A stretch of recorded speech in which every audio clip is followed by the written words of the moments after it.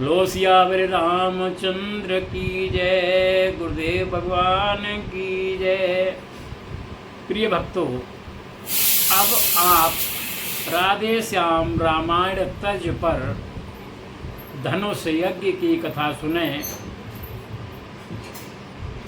और अपने मन को पवित्र करें। सदानंद जी ने दिया कर यह संदेश, सिया स्वयंवर के लिए बुला रहे मिथिलेश। समाचार सुनकर उठे लखन और रघुनाथ, धनुष महोत्सव देखने चले गुरु के साथ। रंग भूमि आए जबी दोनों राज किशोर, नर नारी गण के नयन लगे इन्हीं की ओर। सियावर रामचंद्र की जय, पवन सुत हनुमान की जय। सब थकित हुए सब चकित हुए, ऐसा वह तरस पुनीत हुआ।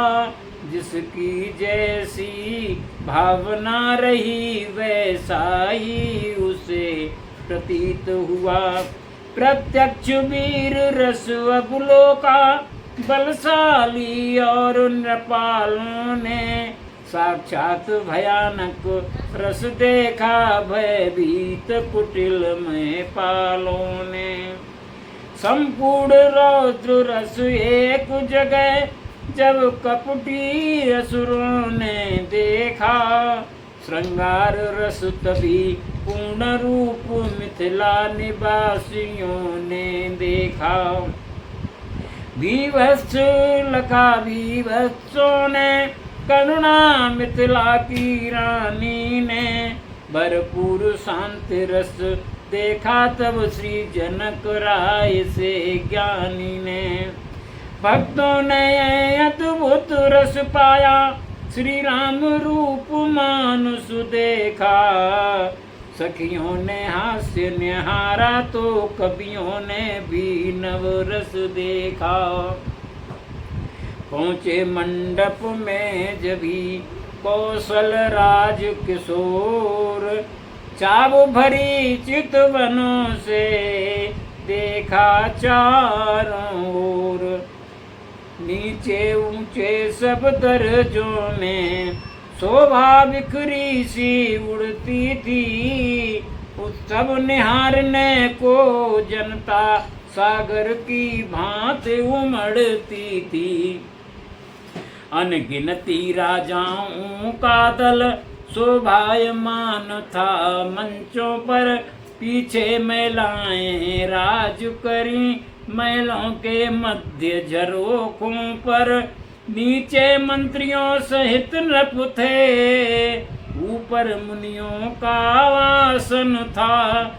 उससे ही सटा हुआ सुंदर मणिजड़ित एक सिंहासन था।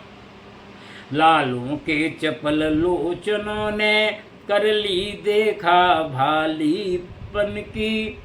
फिर महादेव ने धनवा पर सरसरी दृष्टि डाली। पन में पल में लक्ष्मण के लाल लाल लोचन, वीरों को जब बिलोकते थे। राघव के तब गंभीर नयन, सीता के लिए खोजते थे। पहुँचे विश्वामित्र जब राम लखन के साथ, स्वागत को आगे बढ़े मिथिला के नरनाथ। आगे थे गुरुवर गादि सुवन, पीछे समूह था मुनियों का। मध्यस्थल में था दिव्य दर्श उन श्याम गौर सुकुमारों का। दोनों रघुवंशी राजकुमार जिन जिन पर दृष्टि डालते थे, वे सभी प्रभावित होकर इनकी ही ओर निरखते थे। मानो दो नटवर जादूगर मोहनी डालने आए हैं, या बलशाली महिपालों का कस बल निकालने आए हैं।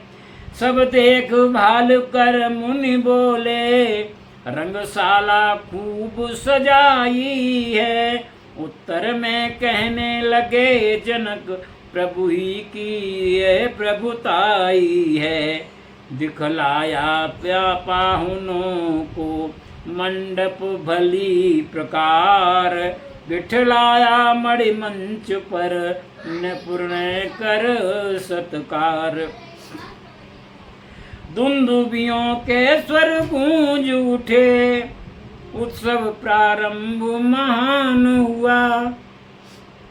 रनिवासों में भी हर्षपूर्ण मांगलिक मनोहर ज्ञान हुआ। राजा ने सुंदर समय देखा, बुलवाया राजकुमारी को। तब सखी सहेली हिल मिल कर दे आई सीता प्यारी को। रंग भूमि आई सिया सुंदरता की खान, उपवा मिलती ही नहीं कभी क्या करे बखान। आधुनिक नारियों पर कहकर झूठी कर दी सब उपमाएं। अब श्री सीता जगदम्बा को किसके समान हम बतलाएं। फिर मनमानी बातें बढ़कर अपने सिर अपयस लें कैसे। जग की जननी जगदम्बा को जग की उपमाएं दे कैसे। स्वर्गीय देवियों को लाए तो रुद्राणी अर्धांगिनी है। रथ के समान कैसे कह दें वह भी अनंग की दुल्हन है। बाचाल कहानी सरस्वती इंद्राणी नाथ कलंकी है। लक्ष्मी की उपमा कैसे देवे विषमदिरा की भगनी है। इसलिए लोक परलोकों में श्री सीता जी लासानी है। अवतार महान शक्ति का है, नूरानी ही नूरानी है। कोई अच्छा या बुरा कहे इसकी कुछ हमें न चिंता है। हमको तो अपनी माता का नख सिख लिखने में लज्जा है। पृथ्वी पर छाई घटा पृथ्वी पर छाई छटा, चमक उठा आकाश। रंग भूमि में उस समय अद्भुत हुआ प्रकाश। कोमल कमलों से हाथों में सुंदर जयमाला लिए हुए चलती थी सीता मंद मंद। चितवन नीचे कुछ किए हुए पहले तो एक दृष्टि डाली, मंझले निचले सब दर्जों पर। फिर दौड़ी वे प्यासी आंखें मुनियों के ऊंचे मंचों पर। उस समय पास में गुरुवर के अपना प्यारा रघुवर देखा। थक गई था मिल ना सकी नहीं, ऐसा अथाह सागर देखा। फिर छुपी छुपी नजरों से ही उस छवि को लगातार देखा। लज्जा श्रद्धा की आंखों से शर्मा कर बार बार देखा। गहरी दम गंभीर दृष्टि डाली, फिर उन आजानु भुजाओं पर शिव धनुष देखती हुई गई। श्री जनक राज के मंचों पर बंदी जन आए तभी नपवाज्ञानुसार। मध्य भाग में खड़े हो कहा पुकार पुकार। वीर जनों योद्धा गणों सुनिए देकर ध्यान। कहते हैं हम सभा में, नृप का दे मान।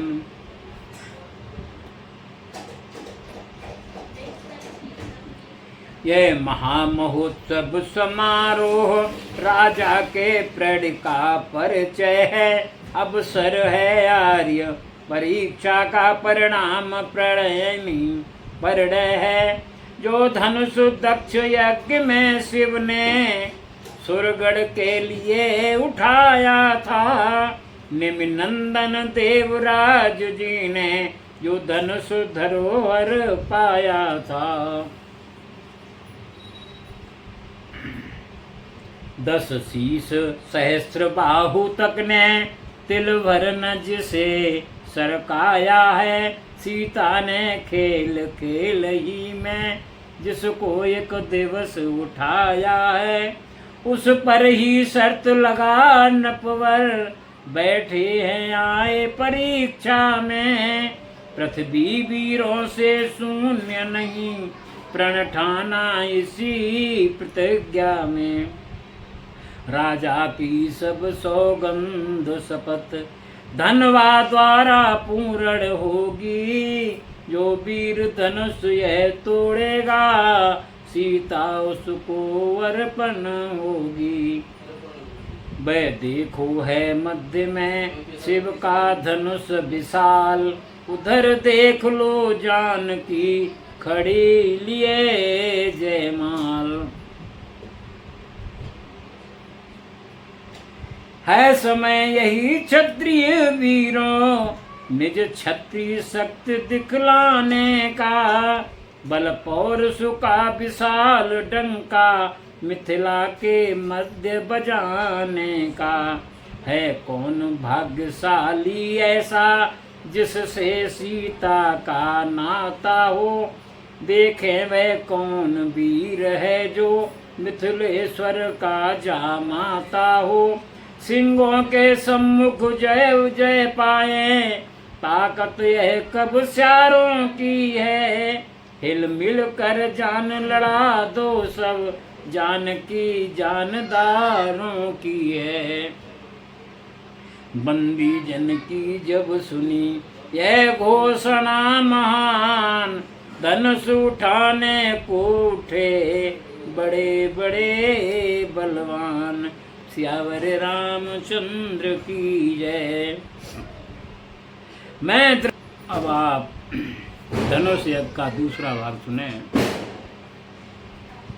योद्धाओं राजाओं के दल जब धनुष उठाने उठते हैं, तो रंग भूमि में एक ओर जोशीले बाजे बजते हैं। बलवान सुजान गुमान भरे मदमत्त महान शान वाले, बढ़ बढ़ कर जोर लगाते थे गर्वीले आन वान वाले।